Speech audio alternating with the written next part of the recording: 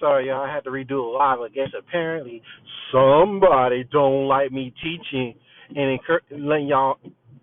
I guess somebody don't want me to teach on this message because somebody may need to hear this message. So, 2 Timothy 2:15 it says, "Study to show thyself approved unto God, a workman not ashamed, but rightly and divine the word true." What the word that's saying is the fact that we have to be willing to get a comprehension, get an understanding of everything that's going on around us or coming into our lives, or even studying to get an understanding of the job that we're being tasked to do or we're applying for. Even in ministry, you have to study. We have to study to get an understanding on what we put ourselves to. We want to be leaders. It's like often everybody want to be a leader. Everybody want a title. Everybody want to be the pastor, the apostle, the prophets, and all this stuff because they see the gifts and the glamours and the glory that comes with it, but never understand the assignment. Never understand what it means to be a pastor. Never understand what it means to be a prophet. Never understanding what it means to be an apostle or a bishop. Never taking time to get an understanding what these people go through in their life, what they're going through in these trials and tribulations, what they're going through. All they want is the title and the glitz and the glamour and the glory without the work and the understanding of what type of struggles we have to go through in order for us to not only to have the position, but to maintain, but to keep and understand that this don't come without no ups and downs. This don't come without no trials and tribulations. Everything gonna come with a price, good or bad. We want this job. We want to be in this relationship.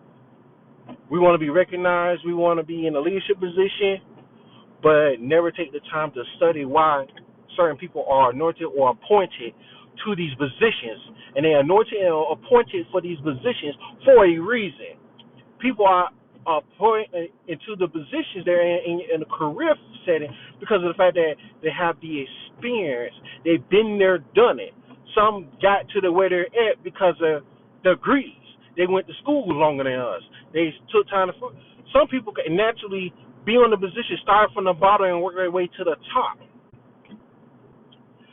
But when we don't study to show ourselves approved, to show that we're very capable of doing the job, of doing the task that's being presented, or opportunity to step into that domain for us to do the task and be able to be, what's that word I'm looking for? Responsible.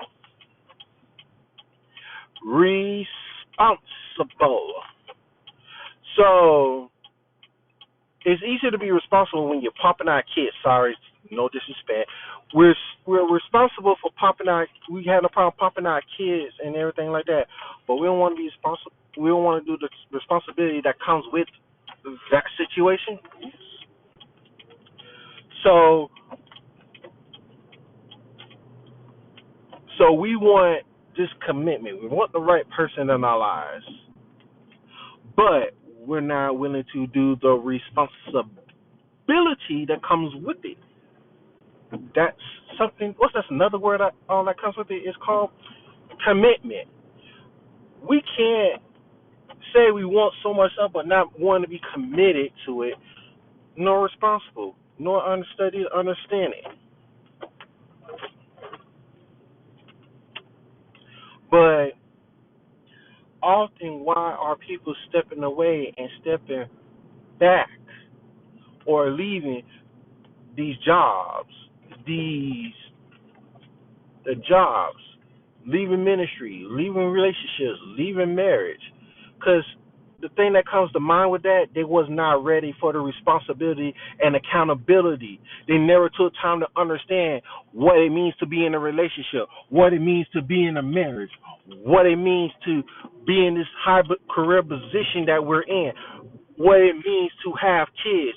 What does it mean? It means we have to be willing to study to get a comprehension what we're getting ourselves into. But we never want to study and grasp and understand what we're trying to insert ourselves into. I knew I was getting myself in. I'm going to use me as an example. Anybody else get offended? I use myself as an example. I knew what I was getting myself into when I decided to say I want to go further in ministry. I want to be obedient. I want to walk in my calling. So one of my brothers in Christ recommended me to, for us to get an understanding of what we need to do in ministry, is to take the CAMS class, and that's what I'm taking. And each day, as I'm doing these seminars and studying, getting the grasp of understanding, now I'm getting more and more of an understanding of the calling that's upon my life, and I'm also getting an understanding why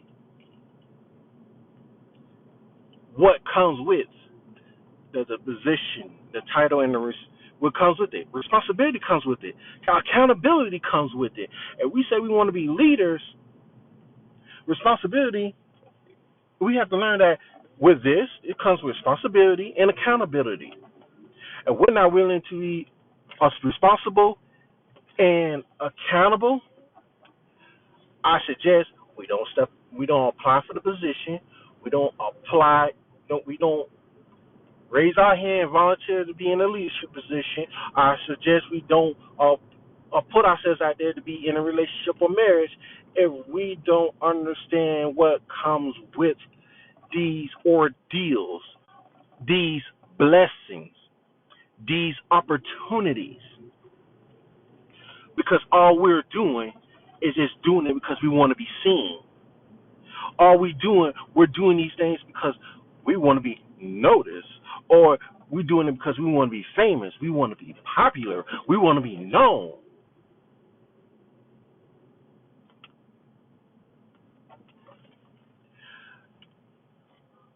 But wondering why we, but when we ask for these things, wondering why we going through all this calamity and mayhem in our lives. Oh, why am I going through this? Why am I going through that? Oh, what? We ask for it, we get it. We fast, we pray, we beg, we literally begging and ask God to give us the blessings that we want. That's the desire of our heart. But yet and still, I'm almost to the house, y'all. But yet and still, we don't want the accountability. We don't want the responsibility. We don't want to be held accountable and responsible.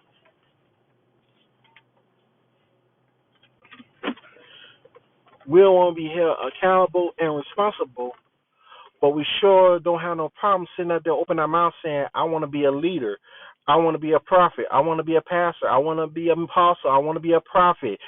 I want to be a shift leader. I want to be a manager. I want to be a general manager. I want to be an owner. I want to be a CEO. I want to be someone's girlfriend. I want to be somebody's boyfriend. I want to be somebody's husband. I want to be somebody's wife, but never want to take responsibility and accountability for their choice and their decisions that they make. We always see that it's like often in time. Okay, there we go. We always often see that everybody always wants some type of shine, but don't want to deal with what comes with being that star, being in that presence, being in that position. We always want titles with no responsibility and accountability.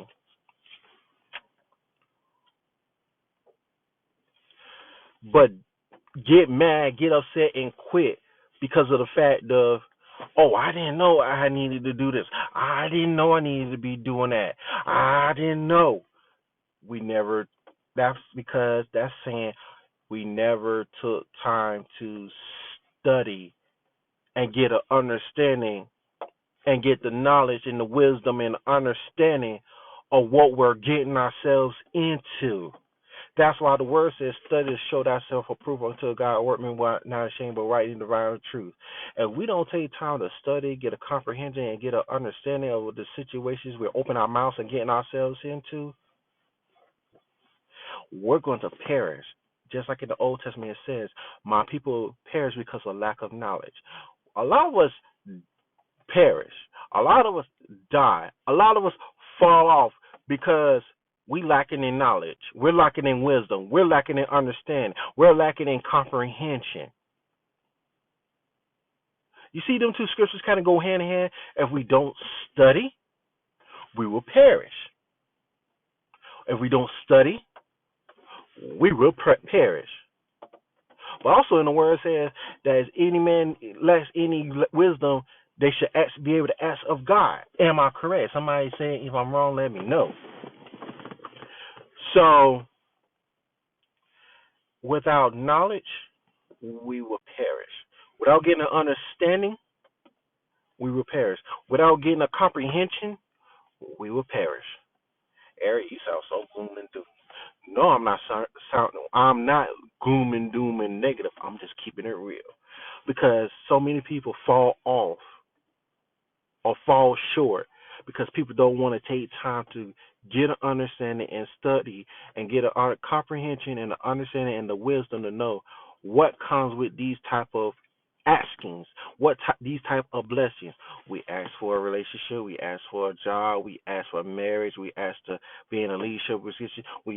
We do all this, but when it's time to prep and prepare, we come stepping in ill prepared because we think we're supposed to get it automatically without going through no ups and downs. Lack of comprehension, lack of understanding, and lack of time to study. But then we want to blame God, saying, God, you didn't give me this. Or God, you gave me this. And then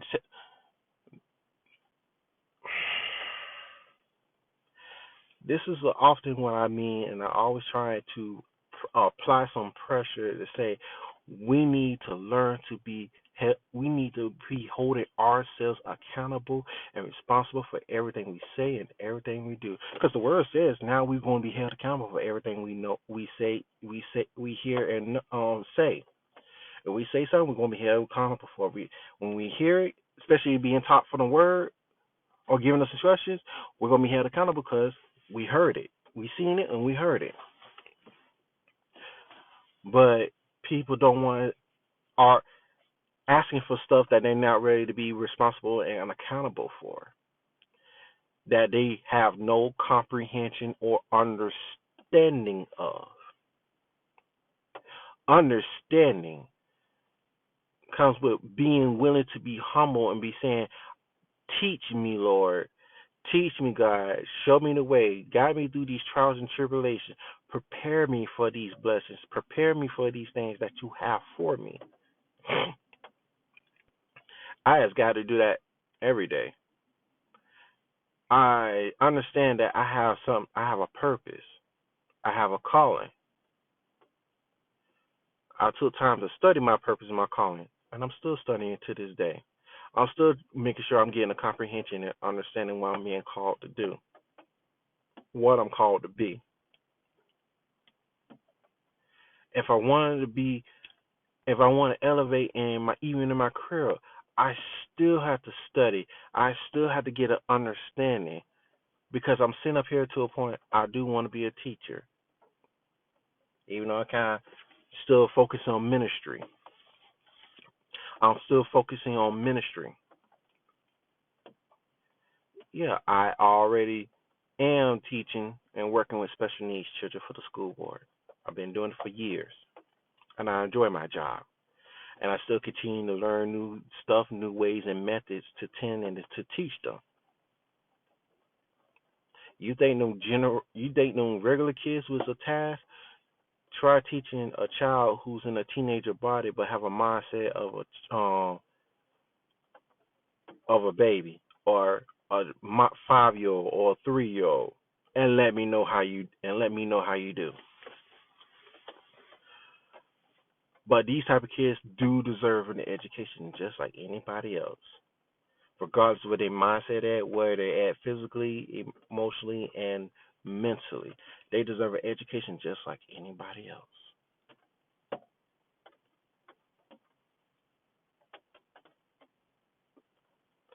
But at times we don't take time to really comprehend and understand why. people are the way they are. Because we say, I want it, but do you understand what comes with this position? Am I right? You may have to work longer hours. You may even running your own business. You have to wait longer hours. You have to be able to. You have to be to a point. Maybe the type of business that you try to run, you may have to do some traveling, and you might have to be away from the family. Do you comprehend that that may come with it?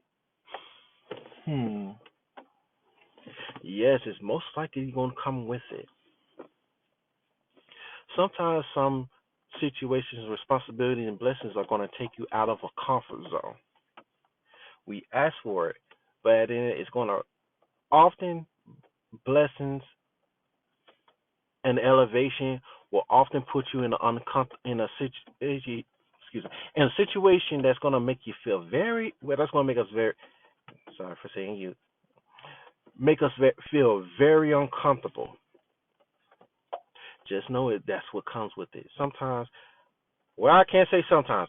All the time, I can speak for myself. All the time, I feel just uncomfortable because I'm in a different position.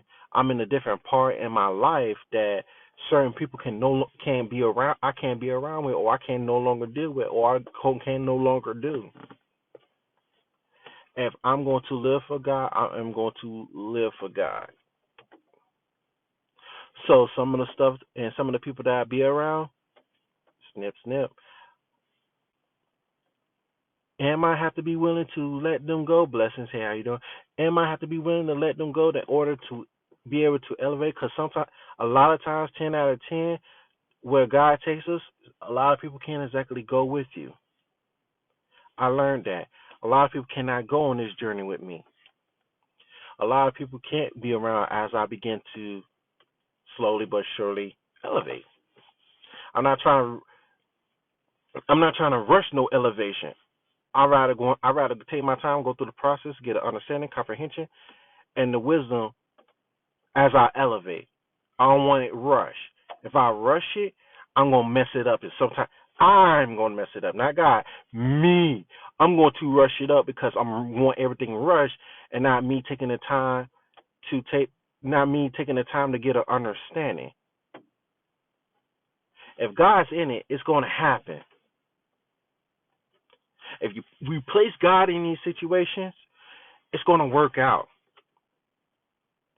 If we're connected, supposed to be connected to these people, it's going to work out. They have to believe, and we have to believe that it's going to work out. Oh, sorry about that, y'all. It, if they believe in God, I believe in God. We both have a relationship with God. It's going to work out.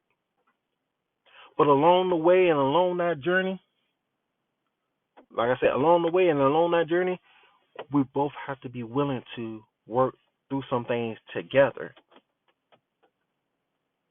Especially if it's meant, we have to work through some things. We have to work through have to work through our flaws, our cons, and our mistakes. If not, imagine how it's gonna be when you take that relationship into another that friendship relationship to another level. You'll be ready to quit before you get. We'll be ready to quit before we get started. Studying, understanding, and comprehending. Because often thank you, we often operate more out of ourselves than God. We often make choices for ourselves rather than being like, hey, God, is this the right fit for me? Is this the right person for me? For me, I say just like this: God, if this person is meant for me, not meant for me, I'm going to say it like this: if this person not meant for me, let their character show it and then remove them. Meaning, if they don't, if we're not equally yoked or we're not on the same page, why do I need to continue? So before I wrap this up, I'm gonna give a little story that made some people mad, but some people understood. Some, not all. All right, I was interested in one person. I got with them. 6 months in, ladies, I want y'all to hear this part very, very carefully and get an understanding. 6 months into your relationship, 6 months into a relationship, a man will automatically know if he wants to marry you. 6 months, especially when you have God in the mix, it definitely takes 6 months. Don't mean you jump in the broom and say go get married. Just be like, yeah, I see myself marrying this man or marrying this woman. Especially you been through ups and downs. Y'all kept God in the midst and you let God have his way in the situation. Yes, God can work in so mysterious ways that it can really work out if you both understand and agree to have God in the middle of the relationship. I don't know why I drift this way, and I'm supposed to be talking about studying, but it's part of studying. But then by the end of the time, by that next 6 months, if the words of marriage and marriage counseling does not come out at a certain point, I learned. I say I don't wish. I get to a point if I know it and I propose by that year, and because I met some people who got married 6 months into a relationship and they got married and they've been together since. I've seen plenty of that, especially when God's in the midst. But at the same time, I was like, okay, I'll talk to her about marriage counseling and all this stuff. And that's what we often do, Chris. We often ignore the red flags because of the fact that we don't want to lose something.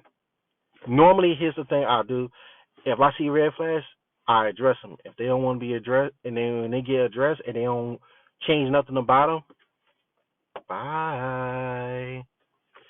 Meaning in the way of I dismiss myself, I unplug myself because of the fact that I cannot be with someone who think when someone see red flags about them and they get addressed, they thinking, oh, I don't need nothing changed about me.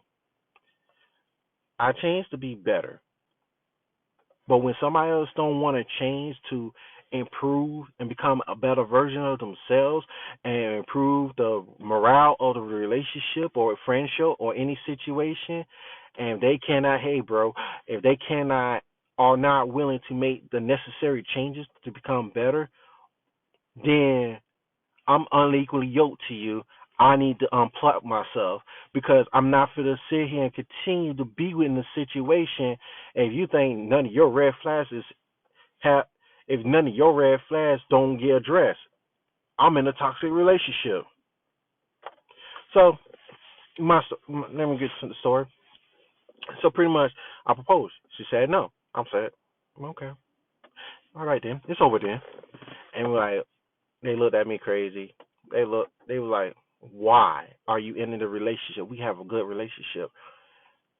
Because I often learn from from the wise, that if you're going to a point that you get to the year you propose, or the 6 months in, or you that to that year in, and you propose, and they shut you down and say no,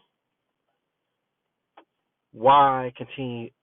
It's to the point you might as well unplug because, being honest, a lot of men don't want to admit this. A man don't want to be rejected for a second time when they propose. Is one is that, two is the fact of they just keeping you around. I learned that they'll keep you around until they find a better option. Did I tell on some of y'all? Mm.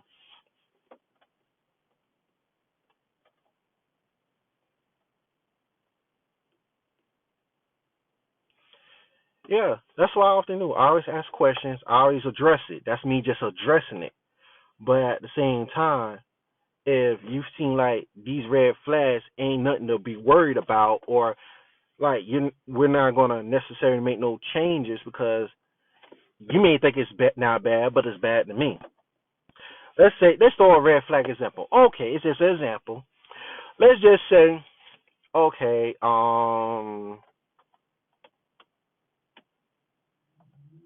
it's an example. I'm trying to come up with a appropriate example without seeming so wrong with it.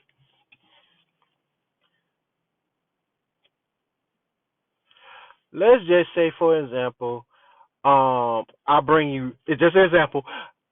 I constantly give you roses. You don't like roses, but I can't bring you roses a good couple, 2, 3 times. It's just an example. But then you address it when you address it, and I still keep bringing you roses. That's a problem.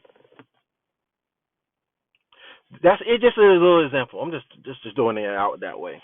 So basically, meaning they're not being considerate of you. One, two, they're disrespecting you, and three, you might say they're not being considerate. If there's something they doing that you don't like and you address, and they don't want to change it because they ain't no big deal, I just look at the disrespecting me, you're inconsiderate, and you don't want to change. What I often always see is people always changing their mind and change by the time someone exits out. So when it was addressed the first time, why would it take when you're already exiting out that you all of a sudden want to change? Oops. Did I tell on some people? Hmm. I am telling them some demons. I'm pointing them out and being ashamed. I may go through my ups and downs in my life, but I'm still going to do what God calls me to do.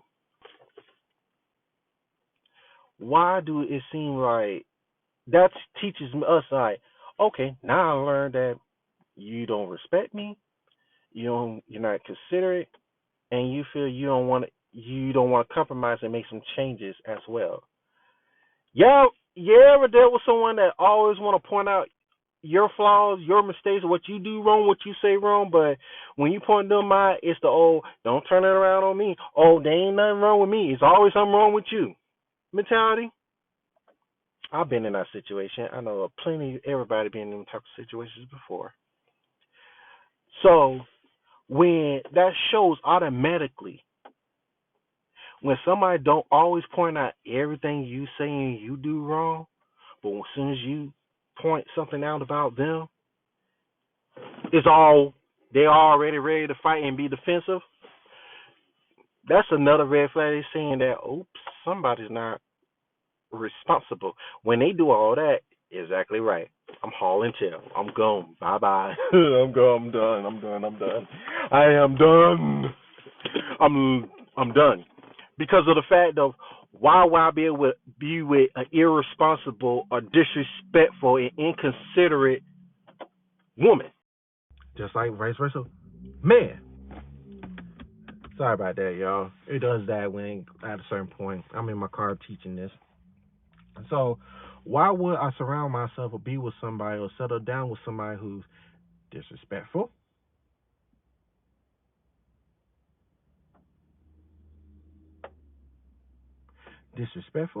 inconsiderate, irresponsible, and or not accountable? I'm in my car teaching this right now. I'm trying to finish up so I can go in the house, take me a shower, and relax. So when we dealing with these type of people that are ill-accountable, irresponsible, disrespectful, inconsiderate, when we dealing with that type of person and these things pop up in your spirit and you see it, don't we should never entertain it. Bye. Because this shows that this person is never going to be accountable for their actions. They're never going to be hold themselves responsible for their actions and their choices, verbal and physical. They're inconsiderate. They don't want to compromise in another way. They don't want to compromise on making some necessary changes. And they flat out disrespectful because they feel like what you say they don't care, but what comes out their mouth, oh, you need to change this, you need to do that. And my spirit, Holy Spirit, is tugging on me to move, I'm sure gonna move.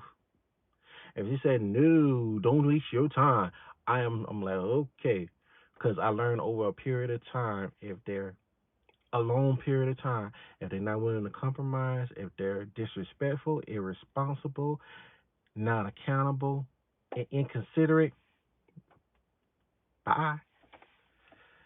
You're not the best thing that came in my life, and you're not the best woman that came in my life, and there's plenty more that may come in my life.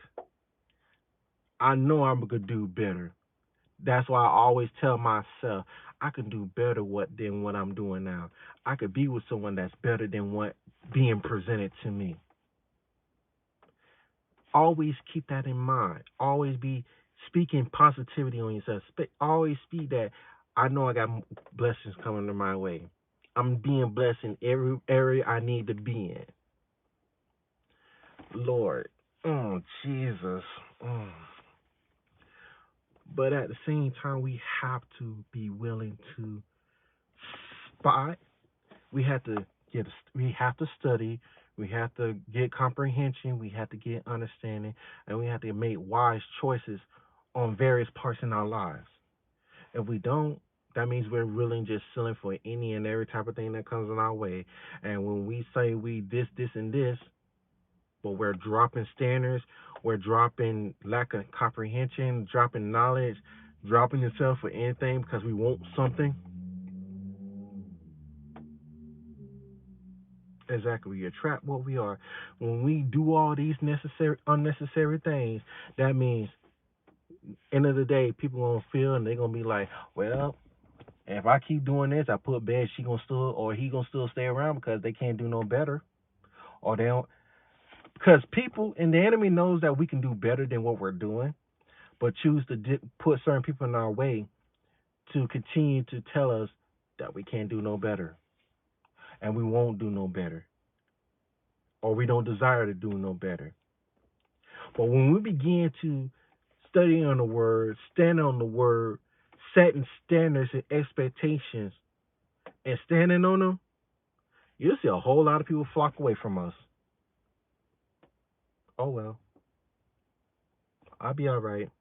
I have God, that what matters. I have Jesus in my life, that what matters. As long as I have God on my side, that what matters. Because at the end of the day, I should not settle. I should not drop my standards for nobody.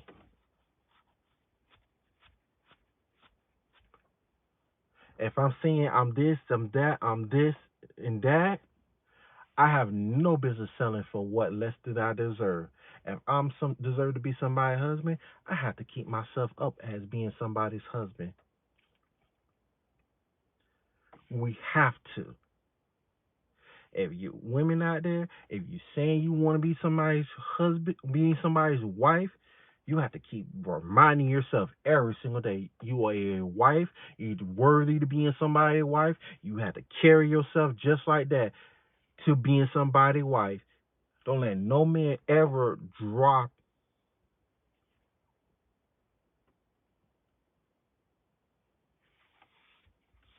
Don't let no man make you drop your standards just to get with them.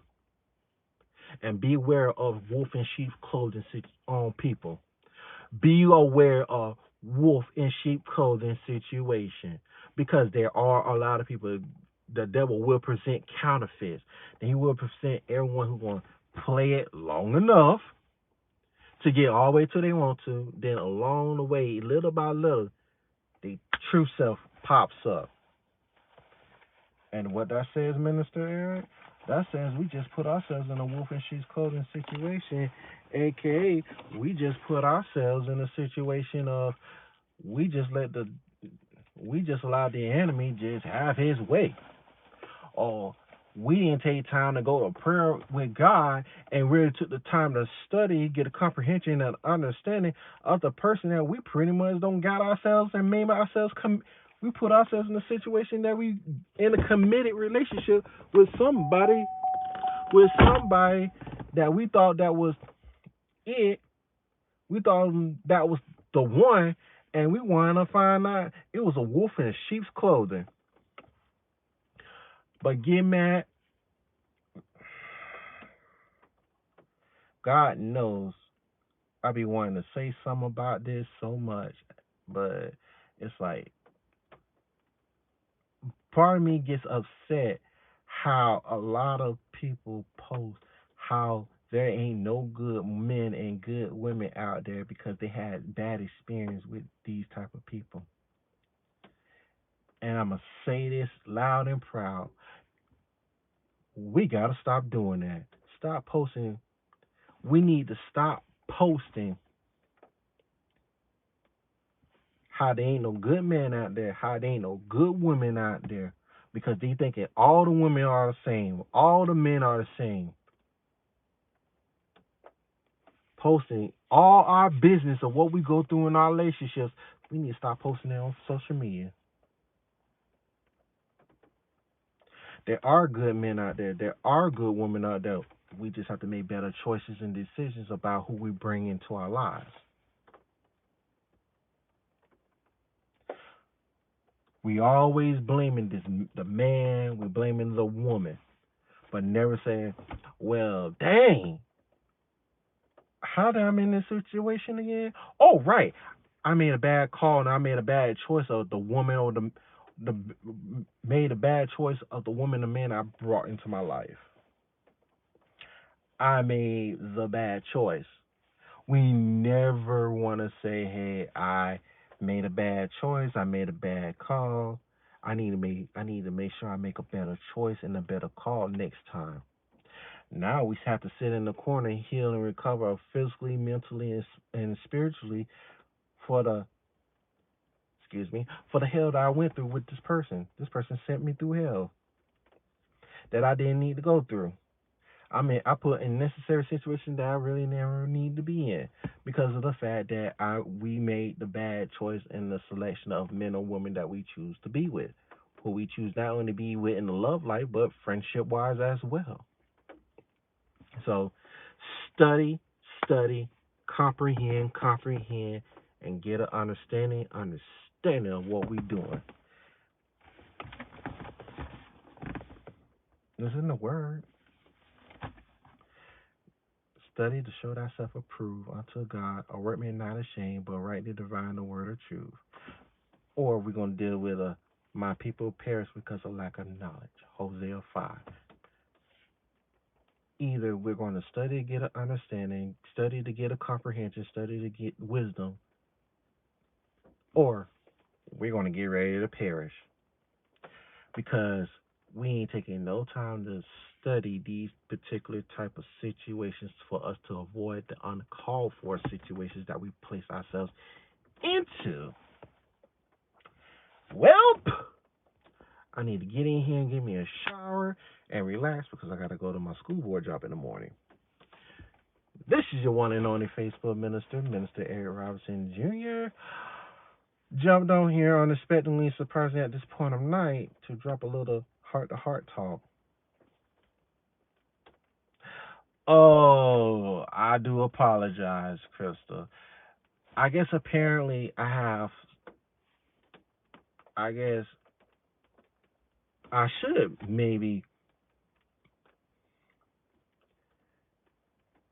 put out there what type of woman that I want.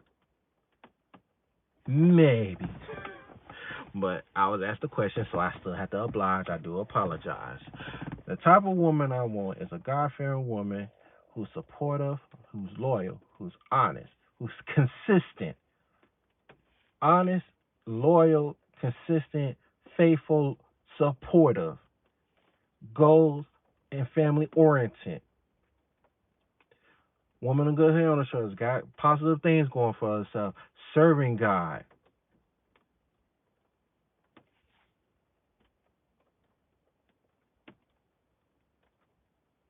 But the things I often key on the most is the consistency, the effort, time and effort, and I also key in on being supportive. You got to be consistent in everything you do.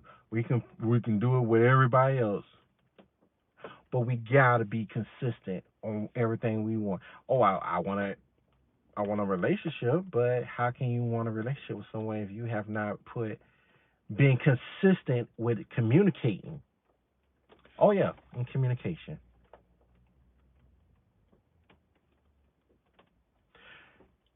I ask for these things because at the end of the day, I ain't these the exact same things I do for any woman that comes in my life.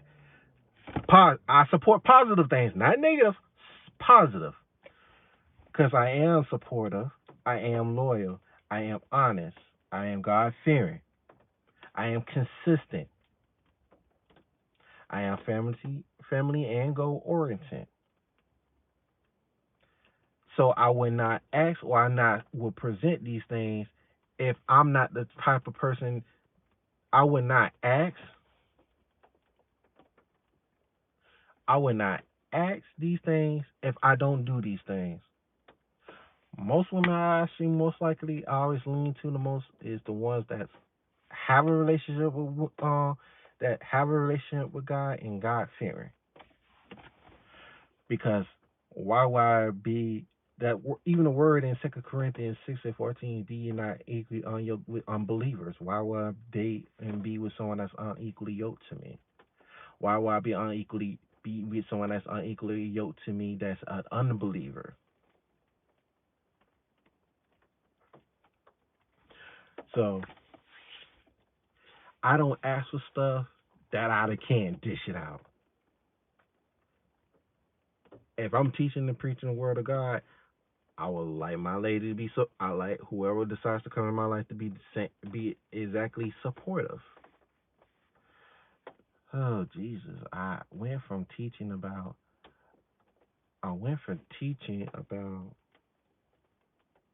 studying and understanding to my love life in some type of shape, form, and fashion. But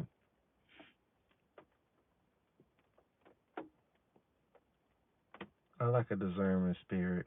I do. But that is it for tonight. Um, I thank y'all for tuning in the middle of the night. You know, I know most of y'all could be asleep. Some of y'all may be at work. But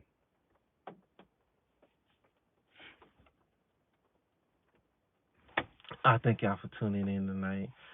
This is your one and only Facebook minister, Minister Eric Robinson Jr. Just saying, and y'all know I like to wrap my session saying, I love y'all. I appreciate y'all. I thank you for tuning in. Thank you for the hearts, likes, shares, and comments. Y'all have a God bless morning, afternoon, evening, and night. God bless y'all. I love y'all. Enjoy your night. Peace.